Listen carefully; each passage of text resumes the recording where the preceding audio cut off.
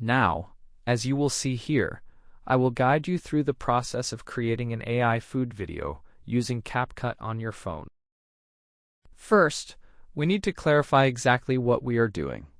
We have a video about AI, but if you would like to create an edit focusing on a dish or highlighting its unique features, we need to discuss that now, as you can see here. Create an edit about a dish, or discuss its unique features while showcasing the ingredients.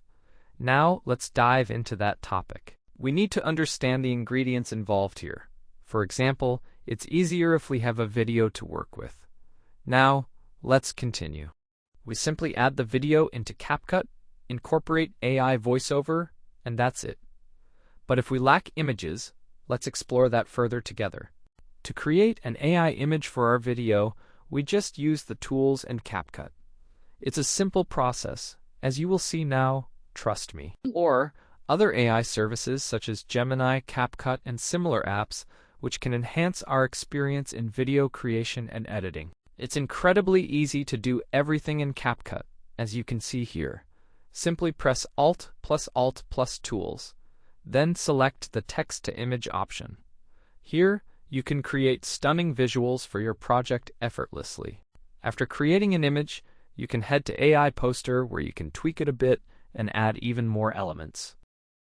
Create an AI image by writing your own prompt describing what you want to see. After that, we just need to proceed carefully with the next step. Now, let's add a voiceover to this video, along with some catchy mini texts that can enhance the visuals and provide more context. This makes everything more engaging for viewers. Let's take a closer look here. For instance, the dish we have is an apple. Although it's not a typical dish, we can still add some text like hello, greetings, or hi everyone, as you can see here. After that, you can proceed easily. Add some subtitles to this video along with voiceover.